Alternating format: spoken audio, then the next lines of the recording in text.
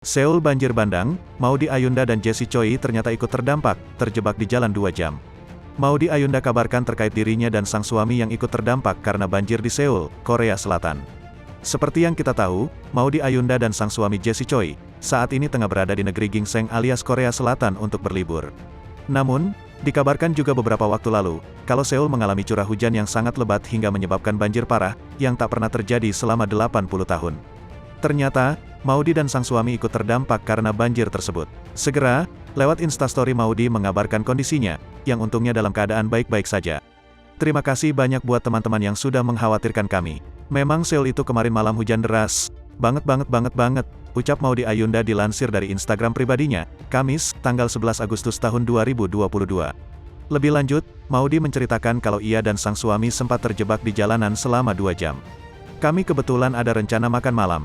Terus kami terjebak di jalanan selama 2 jam. Enggak gerak, sebenarnya itu jarang banget terjadi di Seoul, paparnya. Tak ingin membuat khawatir meski ia sempat ikut menjadi korban, Maudy memastikan malau kondisinya dan sang suami aman. We are all good, we are safe.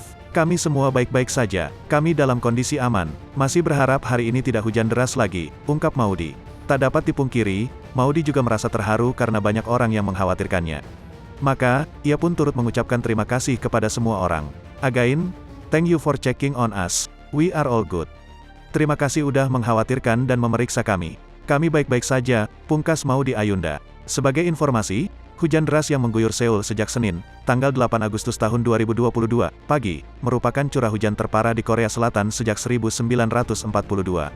Karena intensitas hujan mencapai lebih dari 100 mm per jam, maka hal tersebut menyebabkan banjir bandang terjadi. Akibatnya, air merendam hampir seluruh jalanan utama dan kendaraan yang masih berada di jalanan.